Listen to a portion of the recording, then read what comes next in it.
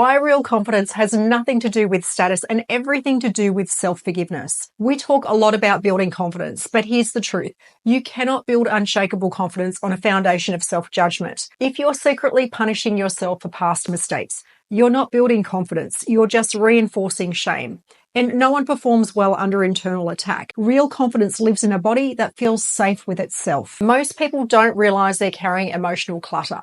Tiny moments where they froze, misread a situation, stayed silent, or acted out of fear and then judged themselves for it for years. This internal judgment becomes a loop. You try to show up confident, but deep down your nervous system is scanning for threat. Not external threat, but internal punishment. Confidence isn't built through more trying or from competing or from comparing to others. It's built through self-trust, and self-trust can't exist in the same space as self-condemnation. If you want to feel powerful in your skin, start here. Forgive yourself. Forgive yourself for freezing, for people-pleasing, for chasing validation, for saying the wrong thing, for not being your ideal self in the moment. You're not a robot. You're not a highlight reel. You're human. And the most magnetic people you meet, the ones who radiate that calm, grounded, clear confidence, they're not perfect, but they've stopped carrying the weight of needing to be perfect. What they've mastered is something quieter, more sustainable. It's the art of being on their own side, even when they mess up, and especially when they mess up. Your past doesn't need to be this heavy narrative of regret.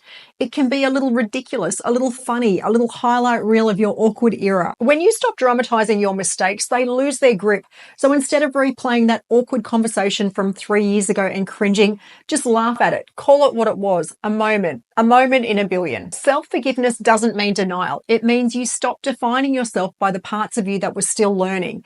That's how you keep your system clean enough to take bold action, because confidence isn't about perfection. It's about having enough emotional freedom to try again. Here's where most people get it wrong. They think confidence is comparative. If I'm more confident than him, if I'm more attractive than her, if I have higher status. But that's not confidence. That's hierarchy, and it will drain you. Real confidence is non-hierarchical. It has nothing to prove and no one to outperform. You could walk up to a CEO, a celebrity, a stranger, and still feel grounded because you're not measuring yourself against them. You're just being. So if you've been trying to build confidence by comparing, competing, or controlling, that's not it. Confidence doesn't feel like being the biggest or the smartest voice in the room. It feels like being calm, grounded, and slow with your body and your energy. It's soft shoulders, it's stillness, it's eye contact without the need to prove. It's walking into a room and thinking, I'm not better than anyone here, and I'm not smaller either. I'm comfortable, I'm safe here, and I belong.